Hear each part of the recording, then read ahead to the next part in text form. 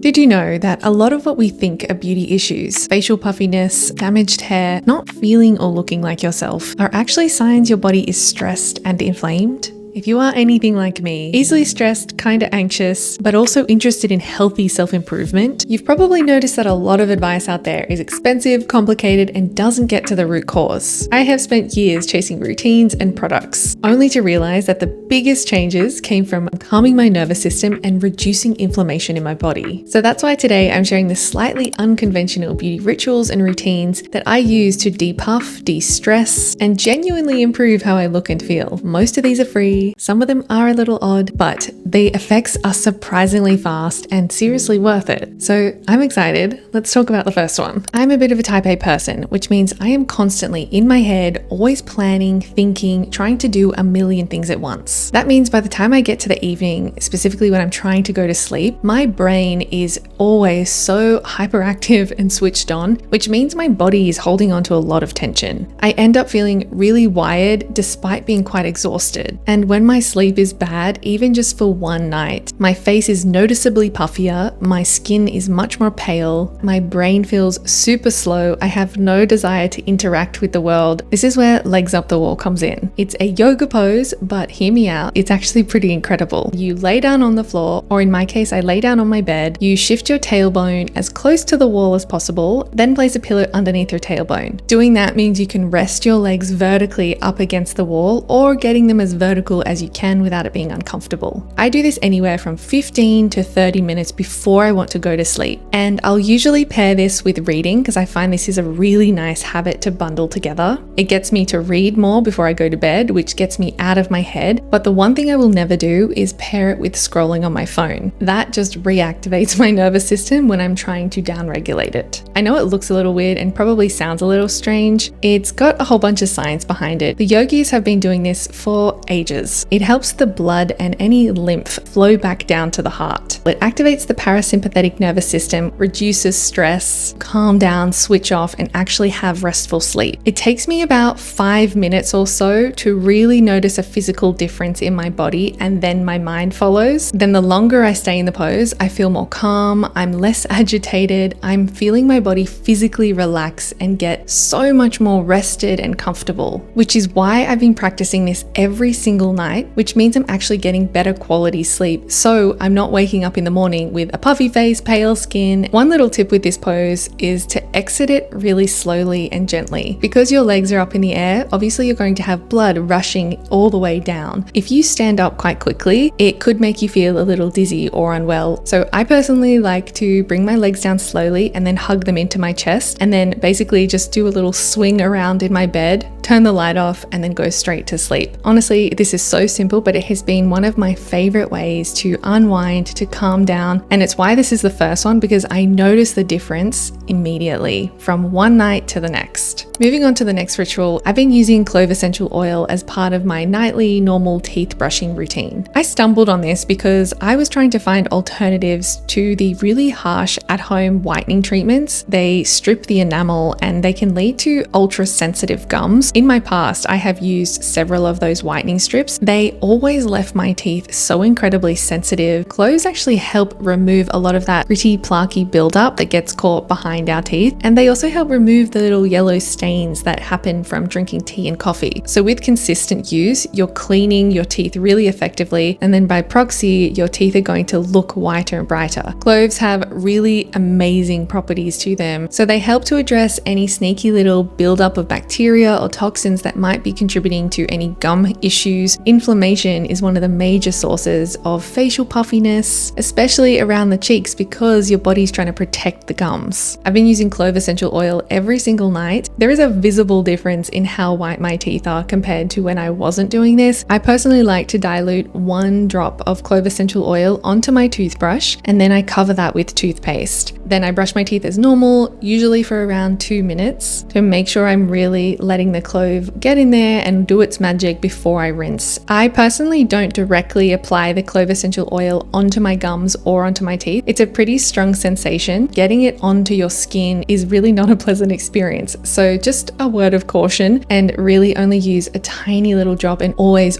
dilute it. You can also dilute this in a little bit of coconut oil and then use the coconut oil with your toothpaste ways to brush your teeth for a very simple habit that I can do every evening that doesn't take any additional time. I am really impressed with the results. I'd like to know if you've heard about it before, or if you know of anything else similar, put that in the comments too. While you're here, if you're enjoying this video, then subscribe and like so I do know that it's resonating with you. The next ritual I'm really loving, which might be my favorite, jumping and bouncing in the morning. Going back to the fact that I'm a bit of a stress head and I can be anxious at times, paired with the fact that if I'm not getting good sleep, I can sometimes wake up in the morning definitely on the wrong side of the bed. If I let myself go into my morning and then therefore the rest of my day with low mood, sluggishness, or feeling kind of negative, there is a physical difference I notice in my body and in my face by the time I get to the end of the day. I am more puffy, inflamed, my expression, my posture, it's completely changing my appearance. So in order to bypass that whole saga, I play a very upbeat, high energy song, something that I personally love, and then I just hop, jump, and bounce around, sink into the moment, and enjoy the next 2 or 3 minutes. Sometimes I will play a second song or just repeat the song again because I've enjoyed the moment so much, and I just let my body wake up, get more blood flow to my face, to my brain, to my digestion, to my organs. It acts like a little circuit breaker. Sometimes I do the wackiest, weirdest little dance moves that I end up laughing at myself. There's actual studies to show that jumping stimulates the lymphatic system, and the lymph is really important to get moving because that is what holds onto toxins in the body and leads to that puffiness, excess water retention that sometimes we struggle with. And then alongside that, you're getting an increase in circulation, blood flow, your face looks more radiant, and your brain is going to start to switch on a little bit more. I notice that by the time I get to the end of my day, as long as I've done my jumping and bouncing around, my face and my body definitely look a little less puffy. I'm sure my neighbors have seen me jumping around like a crazy person, but honestly, it is now a permanent part of my morning routine. It makes me smile and laugh, and I think that is a really good way to start the day.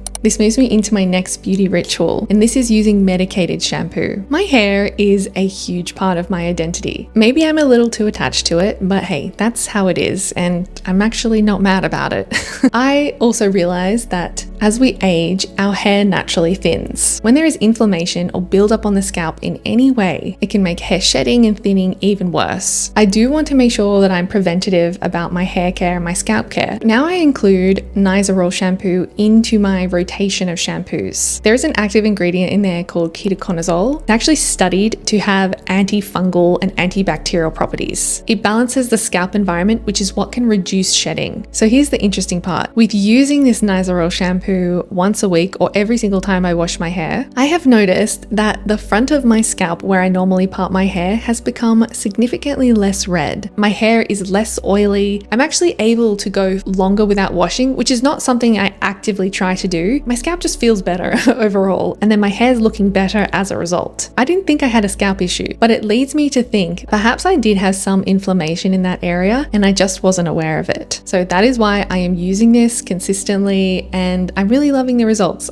All right, this brings me to the last ritual, eyebrow massage. I didn't realize just how much tension I was holding in my face, and then how much I was squinting and contracting my whole eye area until I started doing eyebrow massage. And it's obvious, but when there's too much tension in the face, it leads to more facial inflammation, swelling, general age lines, and also it affects your mood. Constantly having a contracted face has a direct impact on how you feel. And what I came to learn is that we also have a lot of lymph in our face as well. As we've spoken about in this video, lymph holds onto a lot of toxins, and when we don't flush lymph through jumping or even manual massage, like facial massage, it stores those toxins in the body, which is not ideal. So now in the mornings, I do some eyebrow massage. Roll, knead, move into my temples. I do this for anywhere from 1 to 3 minutes. I do try to pair this with some intentional breathing, which I think makes a big difference here. Whilst I want to manually help remove some of the lymph, I also want to check in with my body. There's a whole bunch of research in facial anatomy that gentle massage, lymphatic drainage massage can help reduce the puffiness, improve circulation, make your skin look a little bit more radiant and glowy so that you end up looking brighter, more like yourself. Usually the results are pretty immediate, but I do notice that 4 to 6 hours after I dedicate time to the massage, my face really has a noticeable difference versus when I don't do this. I hope you found some of these little beauty rituals interesting or helpful in some way. If you enjoyed this style of video, then you might be interested in my weekly newsletter that I've just launched. It's all about bite-sized, helpful lessons, learnings, and insights that make an actual difference in life. So I'll put the link for that in the description. Check it out if you're interested. While you're there, check out the Instagram community that is growing and full of incredibly beautiful, like-minded women. I share a lot of style things on there, so come check it out if you're interested as well. Please comment below if you have some other rituals that you've been doing that have a noticeable impact on how you look and how you feel. All right, my friends, that brings me to the end. Another reminder, if you enjoyed this, then like and subscribe so I know that it resonated with you. And as always, I appreciate you so much. Thank you for being here with me. Take care of yourself, be kind to yourself, and I'll see you in another video very soon.